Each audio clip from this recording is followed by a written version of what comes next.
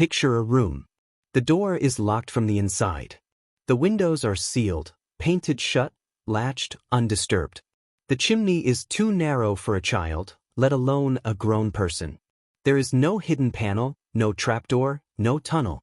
And in the middle of that room, a body. This is the locked room murder.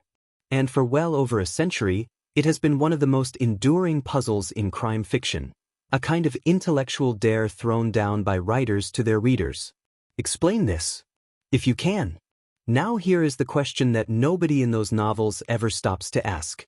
If this happened in the real world, not on the page, but in an actual building with actual investigators, actual forensic tools, actual doors and locks and windows, how would it actually get solved? Or more uncomfortable still, could it be solved at all? Today, we are going inside the British Library Crime Classics, one of the most respected republication series of Golden Age detective fiction in the world, produced by the British Library in London, England. These are the books that shaped the modern detective story. Books by writers like John Dickson Carr, Christianna Brand, and a dozen others who spent their careers constructing the seemingly impossible, then dismantling it with logic. We are going to look at how those fictional solutions work. Then we are going to hold them up against what forensic science, criminal investigation, and the real architecture of crime actually tells us. And the gap between those two things? It is wider and stranger than you might expect. If you are new here, welcome. Enter the Crime covers global true crime and criminal history told like a documentary, with the detail and rigor these stories deserve. Consider subscribing so you don't miss what's coming next. But first, let's go back to where this all began.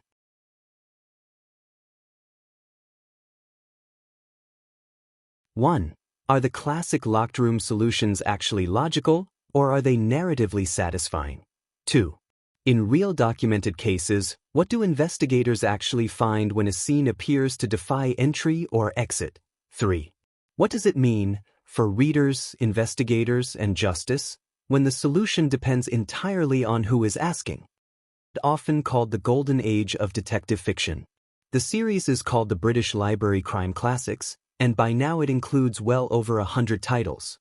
These are not cheap pulp reprints. Each volume includes scholarly introductions, historical context, and in some cases, critical essays that examine the mechanics of the mystery itself. The series has sold hundreds of thousands of copies worldwide and brought a generation of largely forgotten writers back into print. To understand the locked room mystery, you need to understand what detective fiction was trying to do in the 1920s, 1930s, and 1940s. The detective novel in this era was not primarily about violence. It was about a specific kind of intellectual contract between writer and reader. The rule was simple: the author must play fair. Every clue needed to solve the mystery must be present in the text. The reader, in theory, has everything they need. They just have to think hard enough. This is what scholars call the fair play tradition. And it produced writers of extraordinary technical ingenuity. The locked room mystery is the extreme version of that contract. It is the author saying, not only will I give you a murder, I will give you a murder that appears to be physically impossible. And I will still play fair. The master of this form was John Dickson Carr, an American writer who spent much of his career in Britain, writing under his own name and under the pen name Carter Dickson. His novel The Hollow Man, published in 1935, contains a chapter in which his detective delivers what has become known simply as the locked room lecture, a taxonomy of every method by which an impossible crime might be achieved. These are writers who engineered their plots the way an architect engineers a building. Every element is load-bearing. Nothing is accidental. Detective fiction did not invent the impossible crime. It inherited it. Real historical cases have produced scenes that investigators genuinely could not explain at first. Rooms that appeared locked from inside when they were not. Windows that appeared sealed when they had been tampered with. Deaths that looked self-inflicted and were not. The difference is that in fiction, the solution is always provided. In reality, it sometimes isn't. And that gap, between the neat fictional solution and the messy real one, is exactly where this story gets interesting. Let's be precise. A locked room mystery, sometimes called an impossible crime mystery, is a story in which a crime, usually murder, appears to have been committed in a space that could not have been entered or exited without detection. John Dickson Carr's detective cataloged the major solution categories in 1935. Let's walk through them, and as we do, ask yourself, which of these would actually hold up under a real forensic examination? Category 1. The death was not murder.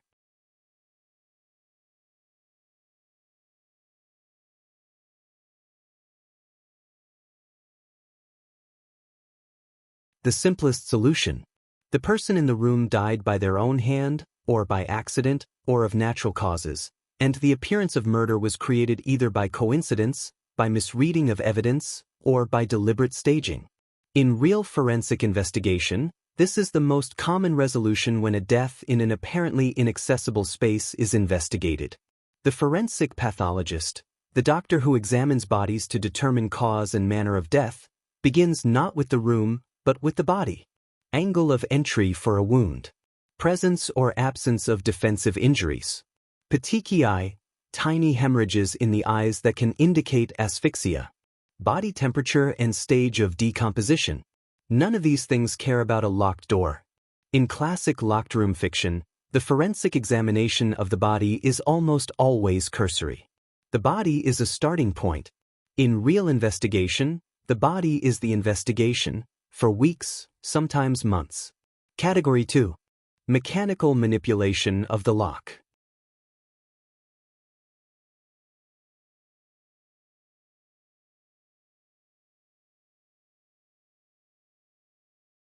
The door was locked from the outside using a tool, wire, string, ice, a magnet, passed through the keyhole or under the door gap, creating the appearance of a lock shot from inside. These solutions are brilliant. They are also, from a forensic standpoint, extremely fragile. Modern lock examination can identify tool marks on a lock's internal mechanism, tiny scratches inconsistent with normal key use. Forensic locksmiths can determine not just whether a lock was manipulated, but roughly what tool was used and how. Fibers, partial prints, microscopic grooves, none of these are invisible to a properly equipped crime scene examination. The classic novelists were working from a real limitation of their time. Lock examination as a forensic discipline barely existed in 1935. That limitation no longer applies. Category 3. The room was never actually sealed.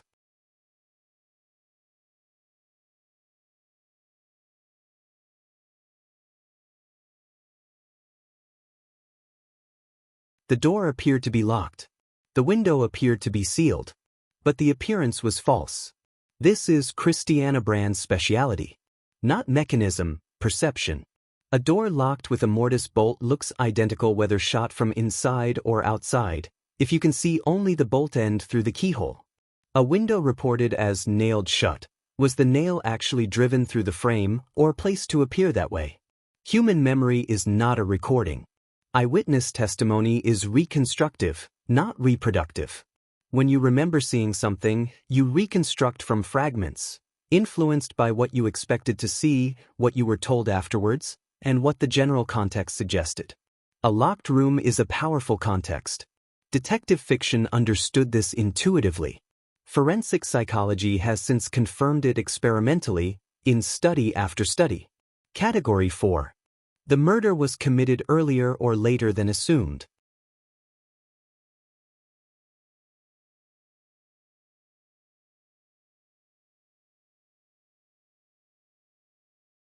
The death occurred at a time when access to the room was not impossible.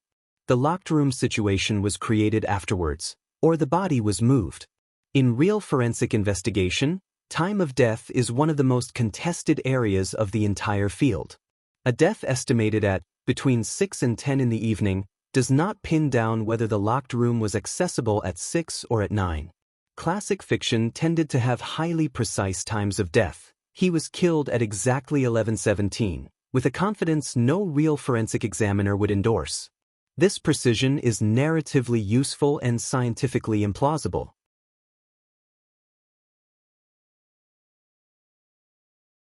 At this point, 4 categories, 4 potential solutions.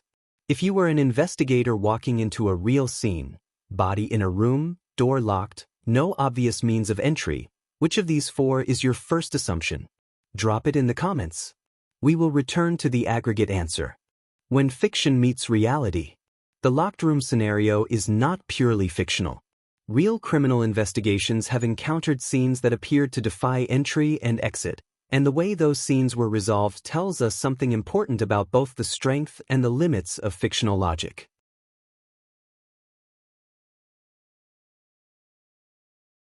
Case 1. The locked door that wasn't bolt anatomy.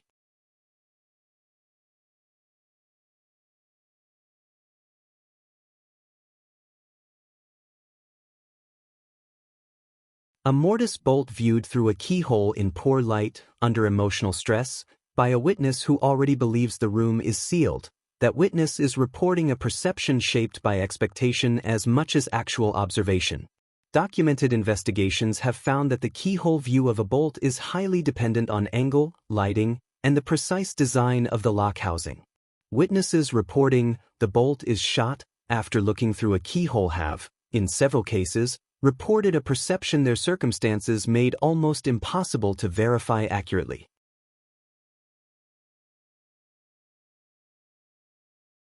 Case 2. The sealed window and what forensics found.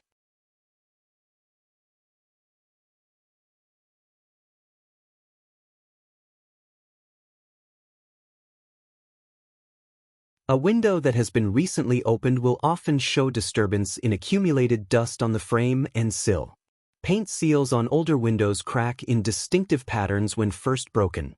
Those cracks can be aged by a paint chemist to determine whether they are recent or decades old. Hardware shows microabrasion from use that differs from a latch unmoved in years.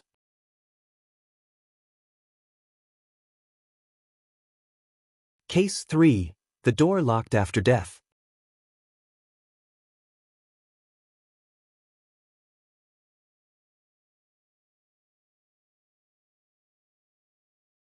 What lividity told us. Liver mortis, sometimes called lividity, is the pooling of blood in the lowest parts of the body after circulation stops. It begins within an hour of death and becomes fixed within approximately 8 to 12 hours. If a body is found face down, and the lividity is consistent with that position, the person spent the hours immediately after death in that position. But if the body is found face down while the pooling is on the back, the body was moved after death. The modern forensic toolbox. Touch DNA, genetic material transferred by skin contact alone, can now be recovered from surfaces that appear clean. Digital forensics can determine, in many modern buildings, when electronic locks were accessed, by what credential, at what time, and whether any attempt was made to manipulate that record. 3D laser scanning produces a dimensionally accurate digital model that can be revisited long after the physical scene has been altered. Luminol reveals blood traces that have been cleaned and are invisible to the naked eye. A floor that appears spotless may, under luminol examination, show exactly where a body lay and how it was moved. Does any of this make the locked room scenario impossible? It makes it harder. Much harder. And it shifts the probability distribution significantly. The fictional investigator versus the real one.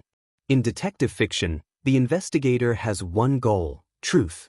Unencumbered by institutional pressure, career risk, or resource limitation. By the end of Chapter 20, the answer is provided. It is the correct answer. We know this because the author confirms it. Real investigation operates under entirely different conditions. Limited time before a scene is compromised. A budget. Institutional pressure to close cases. Career risk. A jury system that will judge not the quality of reasoning, but the quality of evidence. And one constraint the fictional detective never faces: they might be wrong, and they will not find out until the appeal, or the cold case review, or the documentary, 20 years later. The locked room mystery has been a feature of crime fiction for well over 100 years. It has survived the paperback revolution, the television age, the streaming era. The locked room is a controlled impossibility. It is a situation where the rules of physics appear to have been violated, and yet the reader knows, on some level, that they have not been. The solution exists. The author played fair. The universe is still rational. The detective will demonstrate this by the end. This is, when you think about it, an extraordinarily reassuring fantasy. The classic detective novels were written, largely, by people who had lived through the First World War, which killed approximately 17 million people, apparently at random, in ways that no rational scheme could explain or redeem. The appeal of a form of fiction that says every mystery has a solution, and logic will reveal it is not hard to understand in that context.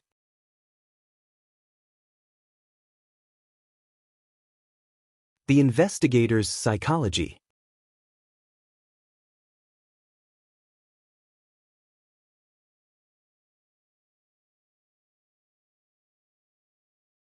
Real investigators, when they encounter a scene that appears impossible, do not generally experience it the way fictional detectives do.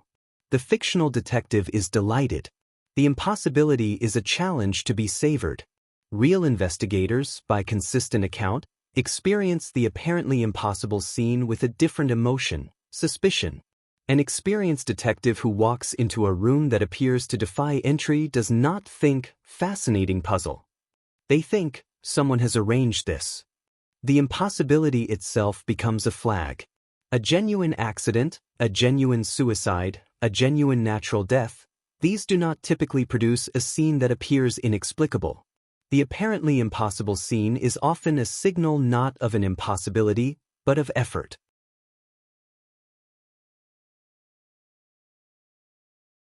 The reframing insight.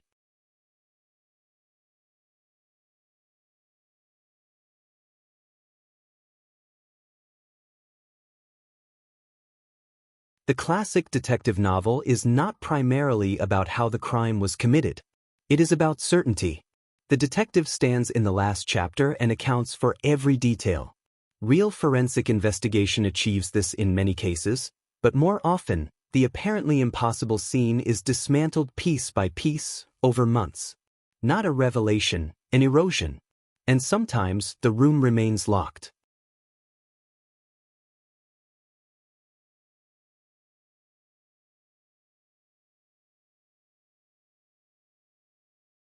Witnesses still see what they expect to see. Investigators still sometimes pursue the first plausible theory with more energy than the evidence warrants. Institutional pressure still shapes what gets examined. The locked room, as a fictional device, externalizes these problems. It makes them architectural. It turns the failure of human perception into a question about the door, the window, the keyhole. The real cases tell us the problem was never the door. What the British Library crime classics leave us with.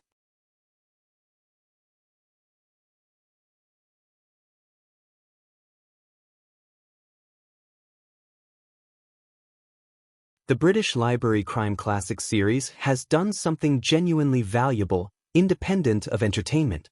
It has preserved a body of analytical fiction that took seriously the question of how evidence works, how witnesses fail, how timing can be manipulated, and how a constructed appearance of impossibility can misdirect investigation. Forensic science is now sophisticated enough to address most of what the classic novels imagined. But the perceptual solutions, the ones that depend not on physical mechanism but on what witnesses believe they saw, remain as applicable as ever. Because the forensic science that has advanced is the science of physical evidence. The science of human memory is a different matter, and what it tells us is less reassuring.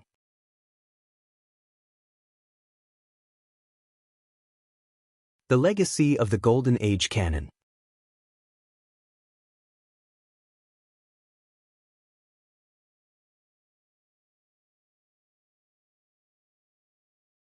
Carr, Brand, Rawson, Talbot, and the others the British Library has brought back into print were not forensic scientists. They were storytellers who were also, in their way, philosophers of evidence. Their locked-room solutions are not forensically rigorous. Some are demonstrably implausible against modern examination. But the questions they were asking, about certainty, about the reliability of what we see, about the difference between an impossible scene and a constructed impossibility, those questions remain exactly the right ones. The fiction trained your skepticism. The real cases test it.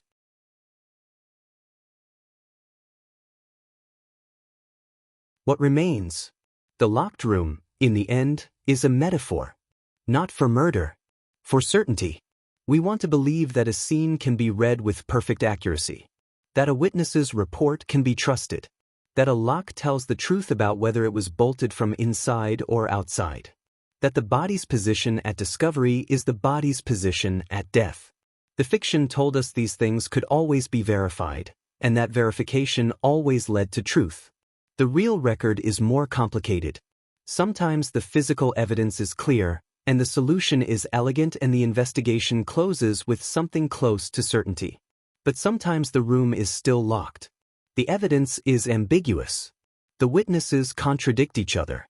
The time of death is a range, not a moment.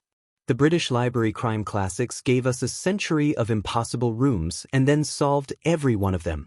The real world gave us the same rooms, and forensic science that can open most of them. The question that neither fiction nor forensics can fully answer is the one that matters most. When we say we know what happened, how certain are we really? That question doesn't have a last chapter. It just has the next one.